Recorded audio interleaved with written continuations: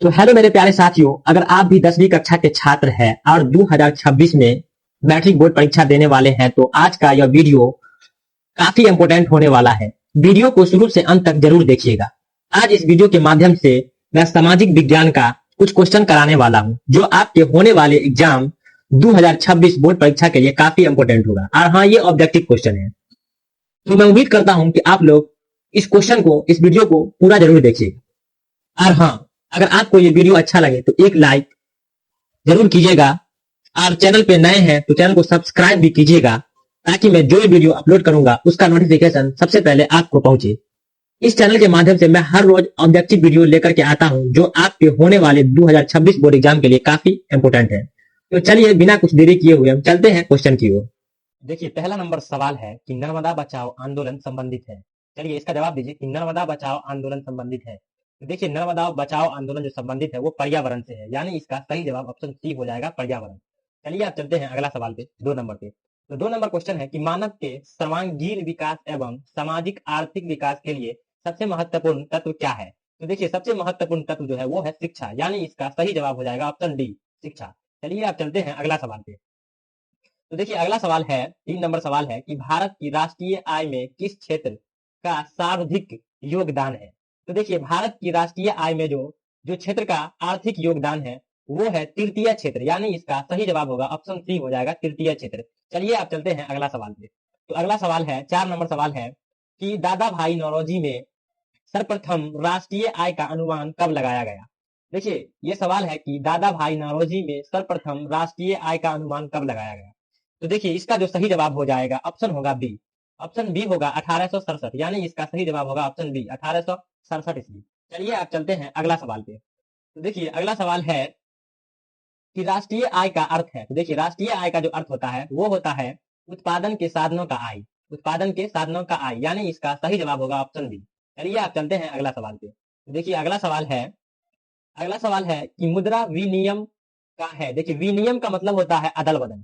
तो देखिए, मुद्रा का जो अदल बदल है वो है क्या है, यानी कि माध्यम है, ऑप्शन होगा सी, यानी इसका सही जवाब ऑप्शन सी होगा। आप यहाँ देख सकते हैं ऑप्शन सी। चलिए आप चलते हैं अगला सवाल पे, 7 नंबर पे। तो देखिए 7 नंबर है कि आय एवं उपभोक्ता के अंतर को क्या कहते हैं। तो आय और उपभोक्ता के अंतर को जो कहते हैं वो बचत कहते हैं, यानी इसका सही जवाब होगा ऑप्शन ए। चलिए आप चलते हैं अगला सवाल पे।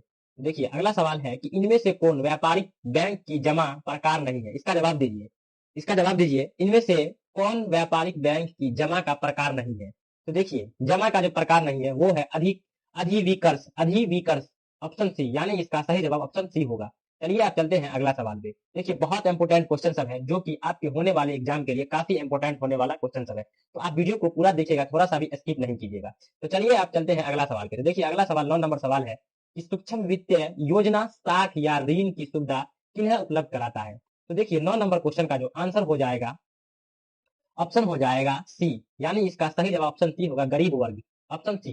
चलिए आप चलते हैं अगला सवाल पे, 10 नंबर पे। तो 10 नंबर सवाल है कि नाबार्ड की स्थापना कब हुई। देखिए क्वेश्चन है कि नाबार्ड की स्थापना कब हुई। चलिए इसका जवाब दीजिए।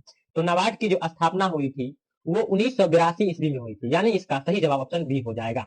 चलिए आप चलते हैं अगला सवाल पे, 11 नंबर पे। तो 11 नंबर सवाल है कि कौन प्राथमिक ऊर्जा का उदाहरण नहीं है। देखिए ये पूछ रहा है क्वेश्चन कि कौन प्राथमिक ऊर्जा का उदाहरण नहीं है। देखिए, प्राथमिक ऊर्जा का जो उदाहरण नहीं है वो है विद्युत, यानी इसका सही जवाब ऑप्शन बी हो जाएगा। चलिए आप चलते हैं अगला सवाल पे। अगला सवाल है कि स्वयं सहायता समूह योजना किस वर्ष लागू किया गया।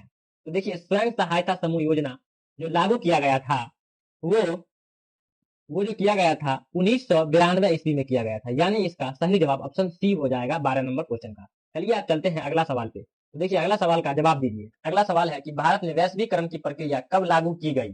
तो देखिए, भारत में वैश्वीकरण की जो प्रक्रिया लागू की गई थी 1991 में की गई थी, यानी इसका सही जवाब ऑप्शन ए होगा, 1991। चलिए आप चलते हैं अगला सवाल पे।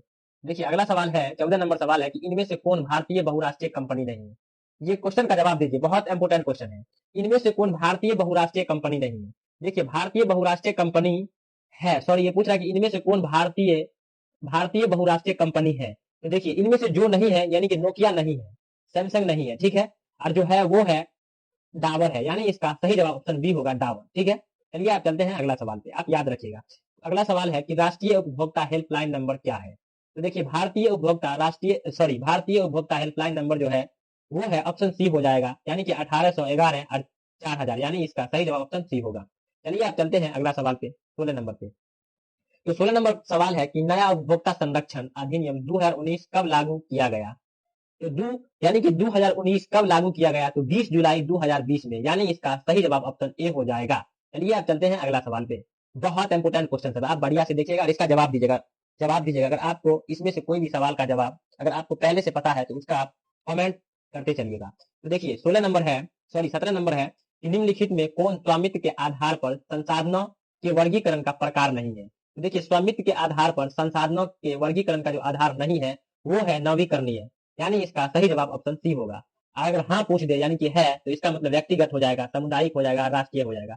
और नहीं पूछ रहा है तो इसका राइट आंसर हो जाएगा ऑप्शन सी नवीकरणीय। चलिए आप चलते हैं अगला सवाल पे। तो अगला सवाल है कि भारत में सबसे अधिक विस्तार किस मिट्टी का है?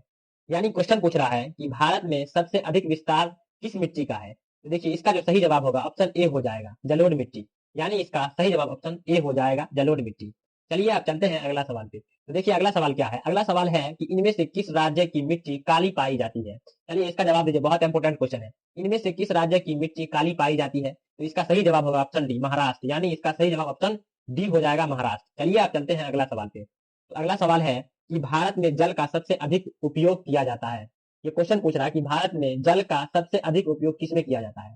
तो इसका जो सही जवाब होगा ऑप्शन ए होगा, सिंचाई में, ऑप्शन ए हो जाएगा, यानी इसका सही जवाब ऑप्शन ए होगा।